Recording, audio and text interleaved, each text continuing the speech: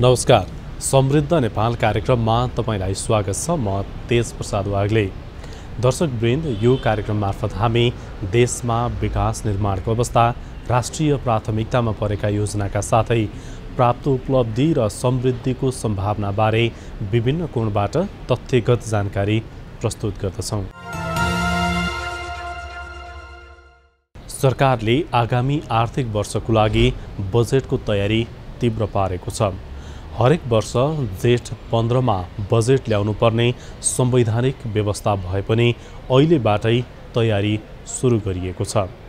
सरकारले बजेट मार्फत जनताप्रतिको दायित्व पूरा गर्न विभिन्न कार्यक्रम र योजनाहरू अघि सार्दछ। सरकारको नीति तथा कार्यक्रम बजेटका सिद्धान्त र प्राथमिकताका आधारमा बजेट निर्माण गरिन्छ। आगामी आर्थिक वर्षको बजेटको तयारीबारे आजको कार्यक्रममा हामीले चर्चा गर्नेछौँ।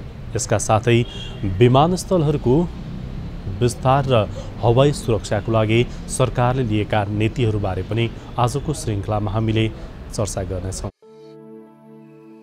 सरकारले पछिल्लो समय हवाई सुरक्षा र पूर्वाधार विकासलाई प्राथमिकताका साथ अघि बढाएको छ।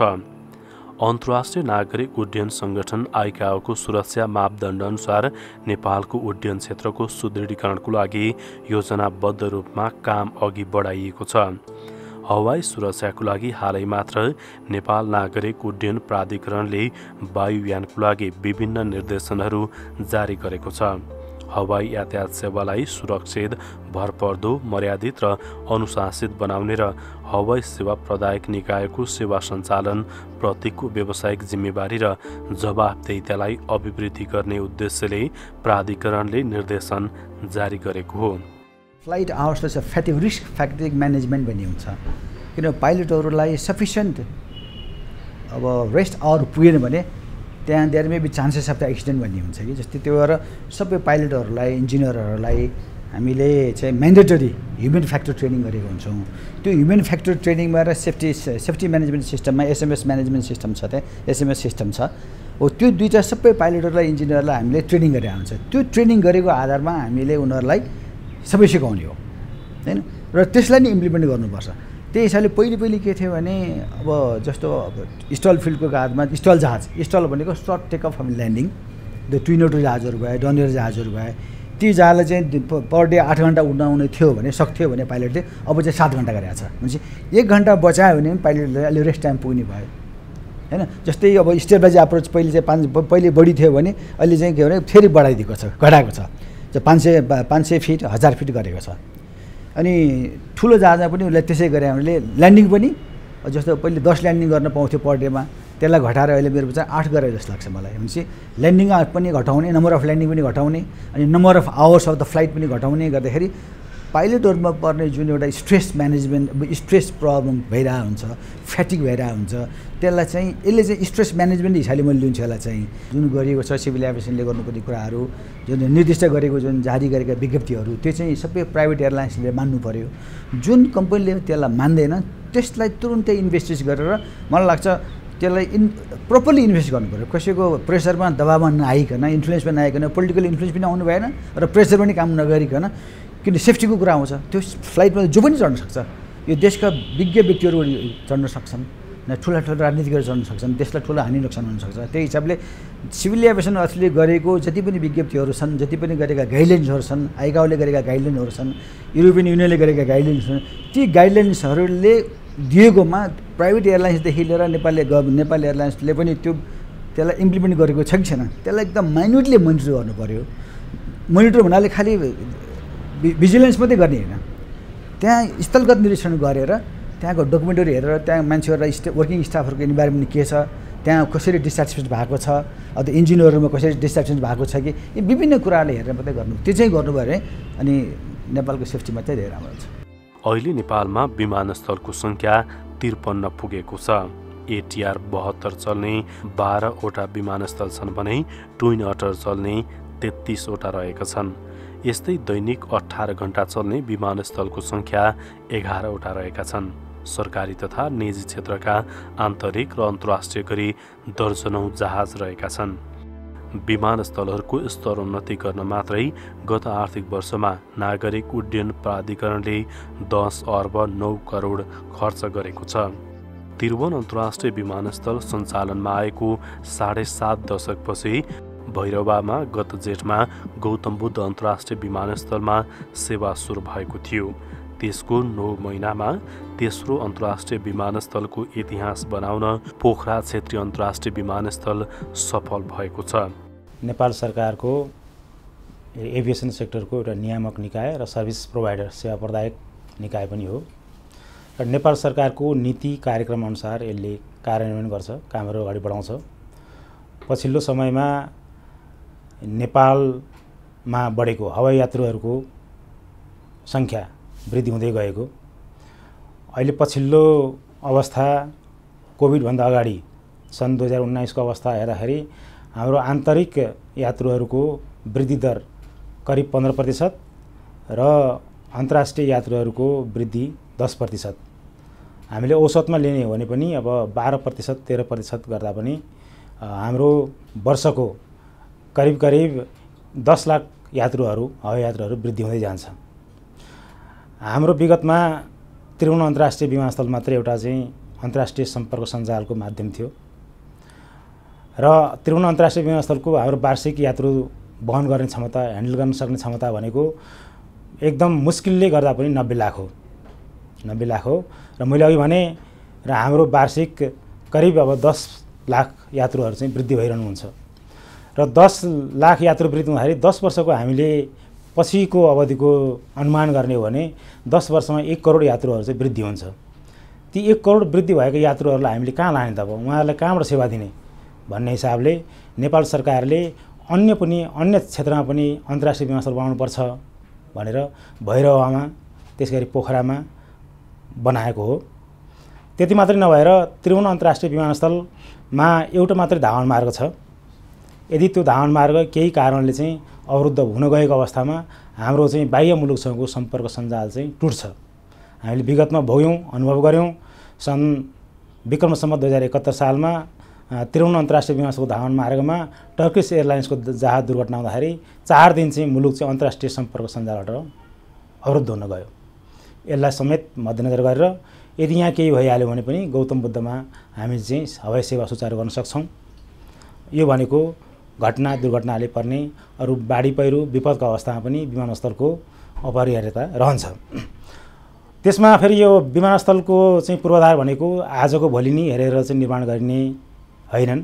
यी पछिका अवधि कम्तीमा पनि 40 वर्ष 50 वर्ष 60 वर्षको ग्रोथलाई हेरेर चाहिँ निर्माण गरिन्छ र आजको दिनमा नै गौतम बुद्ध अन्तर्राष्ट्रिय विमानस्थल सञ्चालनमा ल्यायो, उद्घाटन भयो, तर अब सञ्चालनमा आएन। यसमा लगानी खेर गयो कि भन्ने कुरामा त्यसमा हामी कसैले पनि अहिले तत्कालै यसको चाहिँ विश्लेषण गर्नुपर्ने बेला भयो जस्तो लाग्दैन।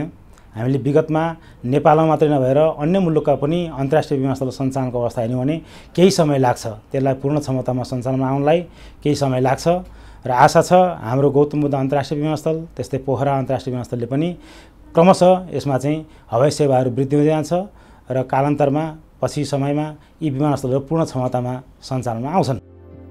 यी विमानस्थलहरूलाई सफलतापूर्वक सञ्चालन गरी सिङ्गो मुलुकको अर्थतन्त्रलाई सबल बनाउन सकिने विश्वास गरिएको छ। साथै सरकारले अन्य आन्तरिक विमानस्थलहरूको सेवा सुधार र गुणस्तर बढाउन पनि लागि परेको छ।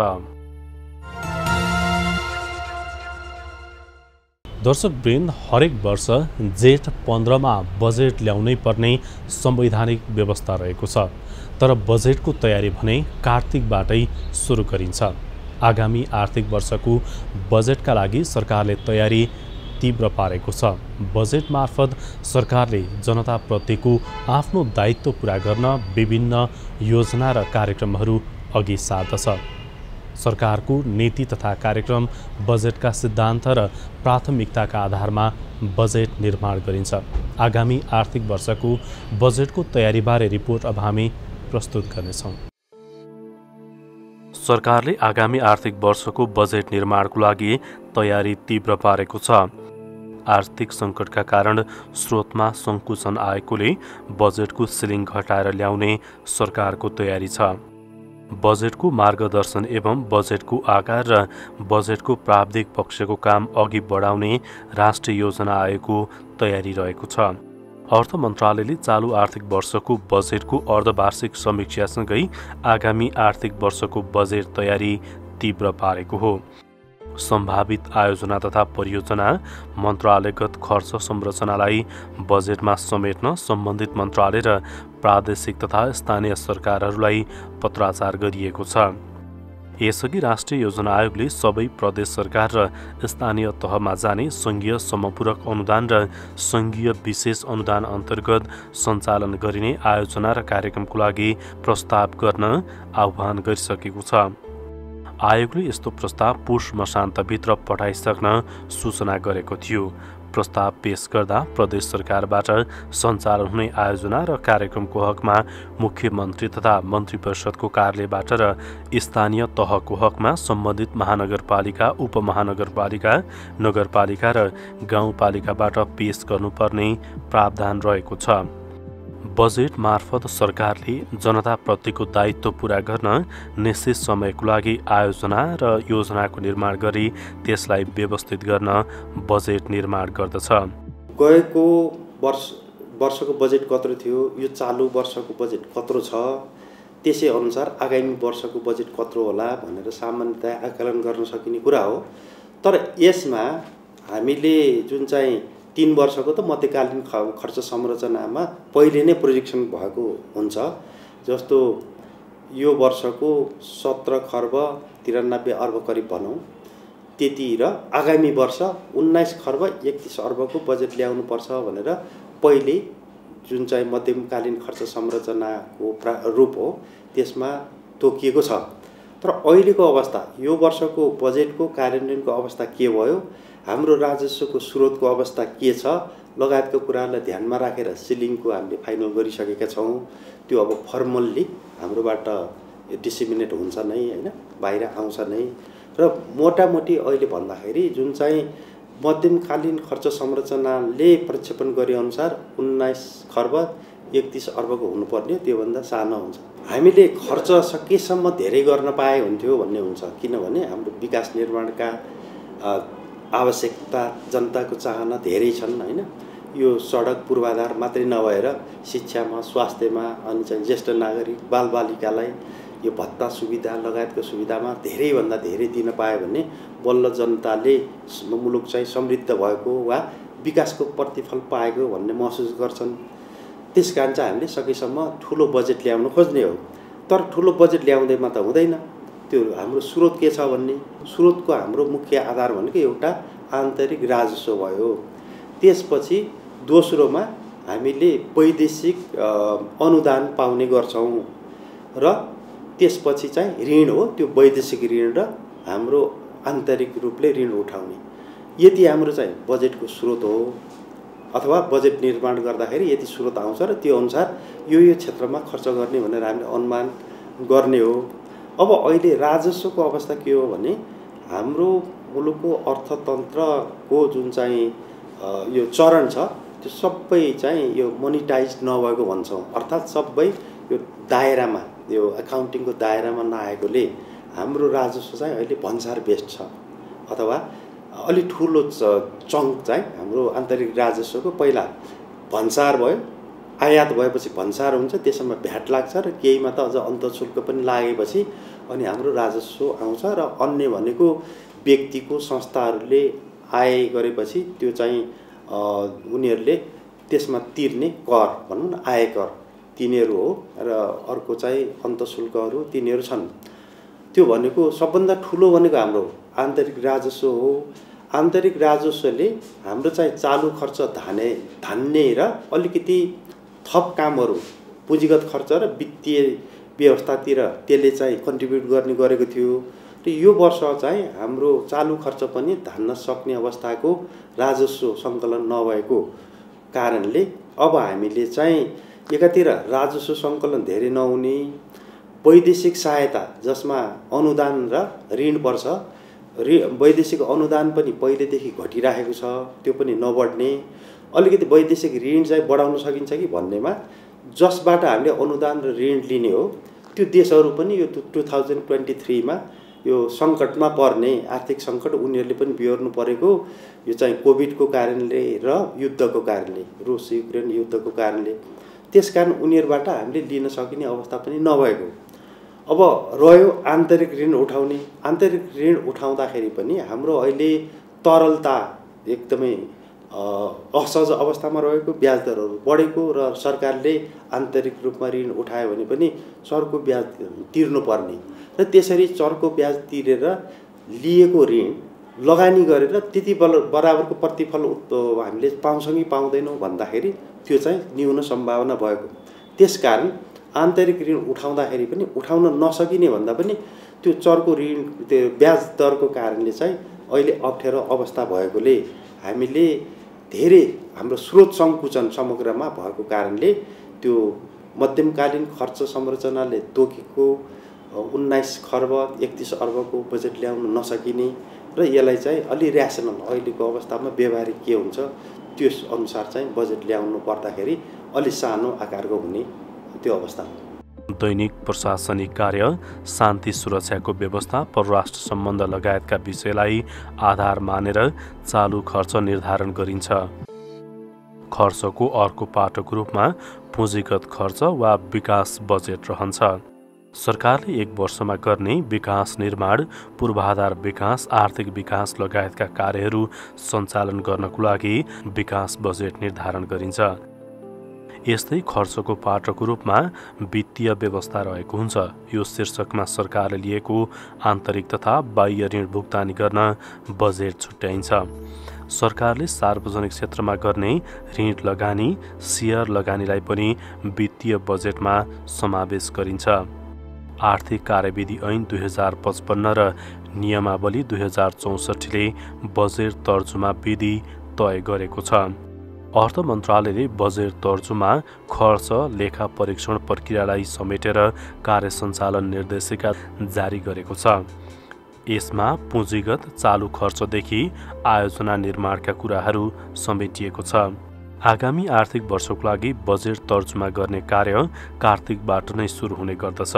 यस अवधिमा सम्बन्धित विभाग प्रमुखले चालु आर्थिक वर्षमा बजेटले कसरी समेटेको छ र आगामी आर्थिक वर्षमा कसरी समेट्नुपर्छ भन्ने छलफल गर्दछन्। मन्त्रालयगत बजेट छलफललाई राष्ट्रिय योजना आयोग र अर्थ मन्त्रालयमा सम्बन्धित मन्त्रालयले मक्सिरमा पठाउँछन्। मन्त्रालयगत रूपमा बजेटको सिलिङ निर्धारण गर्न सरकारले राष्ट्रिय योजना आयोगका उपाध्यक्षको संयोजकत्वमा बजेट निर्माण तथा स्रोत निर्माण समिति गठन गर्दछ।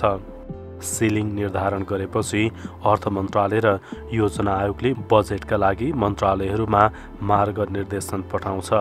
पहिला जुन किसिमको समस्या थियो अहिले पनि यथावत छ त भन्दा त्यो चाहिँ होइन।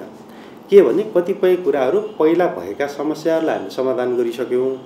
रिसोर्सको, जनशक्तिको, कार्यविधिगत रूपमा र समन्वयमा जुन चाहिँ पहिला समस्या थिए ती समस्याहरूको क्रमशः हल गर्दै गएर अहिले अलिक कम समस्याहरू चाहिँ छन्। तर यो वर्ष खास गरी हामीले गत वर्षदेखि नै यो हामीले गरेको सुधारको नतिजा देखेर पुँजीगत खर्च र अन्य खर्च पनि बेलैमा यो 100% जस्तो पूर्ण हुनुपर्ने, त्यो एचिभ हुनुपर्ने त्यो हुन सकेन र त्यहीसँग जोडिएको छ हाम्रो चाहिँ राष्ट्रिय गौरवका आयोजना र अन्य आयोजना कम्प्लिट हुने र नहुने भन्ने पनि। त्यसकारण पुँजीगत खर्च एकदमै कम भयो। त्यो के कारणले भयो त भन्दा यो चाहिँ कोभिडको कारण पनि भयो, त्यसपछि राजनैतिक रूपले अलिकति अस्थिरता पनि भयो। यो वर्षको कुरा गर्ने हो भने अर्थ मन्त्रालयले केही चाहिँ बोल्ड किसिमको निर्णय गरेको छ। अहिलेको अर्थतन्त्रको हाम्रो स्रोतको अवस्था हेरेर त्यसले गर्दाखेरि कतिपय ठाउँमा अलिकति स्रोतको के हुने हो, आवश्यकता अनुसारको उपलब्ध हुने हो कि होइन भन्ने छ।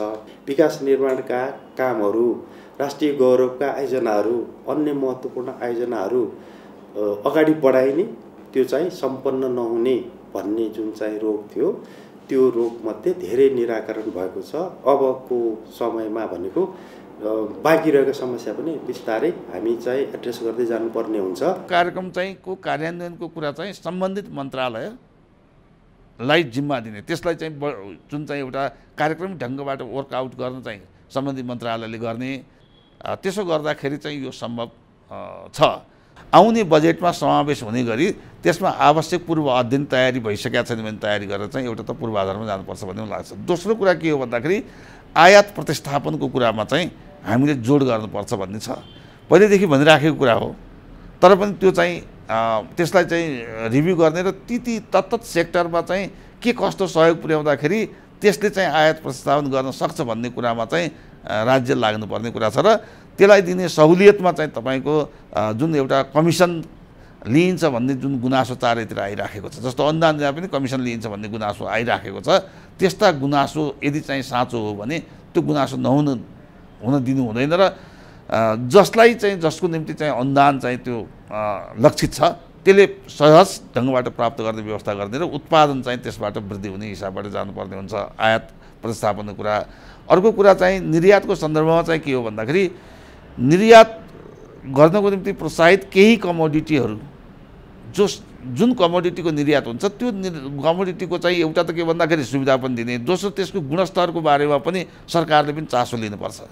बजेट राजनैतिक दस्तावेज भएकोले बजेट निर्माणको मार्गनिर्देशन यसमै आधारित रहन्छ। बजेट बनाउने पहिलो सैद्धान्तिक आधार मार्गदर्शक संविधान नै हो। संविधानका विषयलाई समेट्ने गरी बजेट बनाइन्छ भने अर्को आवधिक योजना पनि हो। यसका साथै सरकारमा रहेका राजनैतिक दलका प्रतिबद्धता अनुसार बजेट निर्माण गरिन्छ। सरकारको नीति कार्यक्रम, बजेटका सिद्धान्त र प्राथमिकतालाई आधार मानेर बजेट निर्माण गरिन्छ। बजेटको लागि संयुक्त राष्ट्रसङ्घले अघि सारेको दिगो विकासको लक्ष्य पनि महत्त्वपूर्ण आधार हो। बजेट हरेक वर्ष जेठ 15 मा ल्याउनै पर्ने संवैधानिक व्यवस्था छ।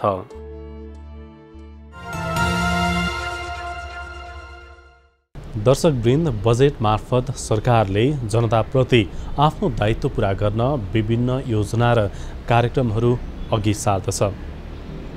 जेठ 15 भित्र बजेट ल्याउनै पर्ने संवैधानिक व्यवस्था भए पनि अहिलेबाटै बजेटको तयारी तीव्र पारिएको छ। आगामी आर्थिक वर्षको बजेटको तयारीबारे आजको श्रृङ्खलामा हामीले चर्चा गऱ्यौँ। सरकारले पछिल्लो समय विमानस्थलहरूको सेवा सुधार र हवाई सुरक्षालाई प्राथमिकताका साथ अघि बढाएको छ। यसबारे पनि आजको श्रृङ्खलामा हामीले चर्चा गऱ्यौँ। आजको लागि समृद्ध नेपाल कार्यक्रमको समय सकिएको छ। यो कार्यक्रम तपाईँ नेपाल टेलिभिजनको वेबसाइट nepaltvonline.com का साथै नेपाल टेलिभिजनको मोबाइल एप र अन्य सामाजिक सञ्जालमा पनि हेर्न सक्नुहुनेछ। आजको लागि समृद्ध नेपाल कार्यक्रमबाट हामी सबैलाई बिदा दिनुहोस्। नमस्कार।